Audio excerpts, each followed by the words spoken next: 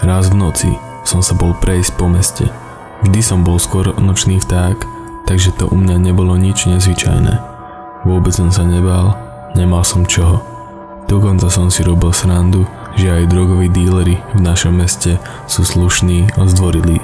Všetko sa to však zmenilo v tú noc. Bolo to v stredu, v noci medzi 1 a 2 hodinou. Prechádzal som sa okolo policajnej hliadky nedaleko bytu, v ktorom som býval.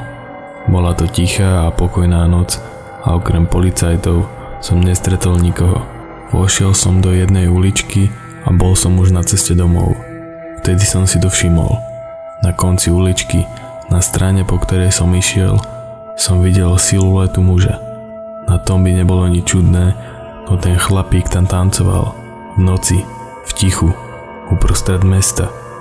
Myslel som si, že je opitý, a tak som to nejako neriešil a išiel som si po svojej ceste. Čím bližšie som k nemu bol, tým viac som si uvedomoval, aké ladné sú jeho pohyby. Bol veľmi vysoký a štíhly. Na sebe mal starý oblek. Keď som okolo neho prechádzal, otočil sa na mňa. A vtedy som to uvidel. Oči mal doširoka otvorené a pozeral sa nimi úprene kdesi do tmy. Ústa mal otvorené do širokého úsmevu, ktorý bol však poriadne desivý. Keď som to uvidel, zachoval som pokoj a prešiel som na druhú stranu. Nechcel som, aby sa ku mne opäť priblížil. Snažil som sa na neho už nepozerať. No keď som prešiel na druhú stranu, nedalo mi to a pozrel som sa na ňo ešte raz. Keď som sa otočil, chlap stál priamo za mnou. Bol odo mňa sotva pár centimetrov. Jeho oči smerovali na mňa, no vyzeralo to, ako by sa pozeral niekam za mňa. Na tvári mal stále ten hrozný úsmev. Poriadne ma to vydesilo. Pokračoval som v ceste, no nespustil som z neho pohľad. Ani sa nepohol.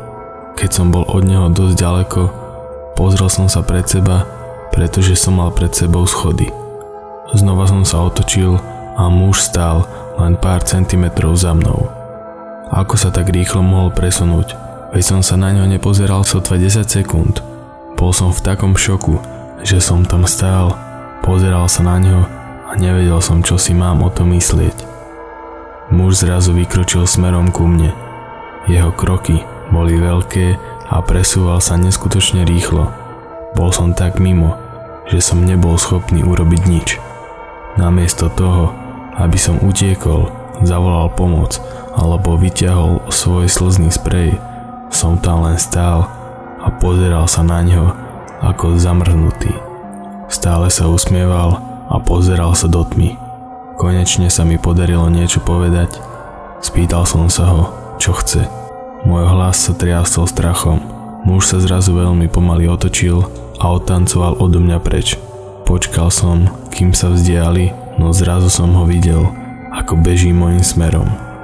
Rozbehol som sa tiež a prešiel som na hlavnú cestu, kde bolo svetlo a auta. Už som ho za sebou nevidel. Odvtedy som už nikdy nešiel v noci na prechádzku. Jeho tvár mám však pred očami dodnes. Ak sa ti video páčilo, tak ho zdieľaj. Tiež nezabudni dať like a odber a určite sa pozri aj na náš web, kde nájdeš viac podobných zaujímavostí, ale aj mnoho zábavy, filmov, seriálov a hudby.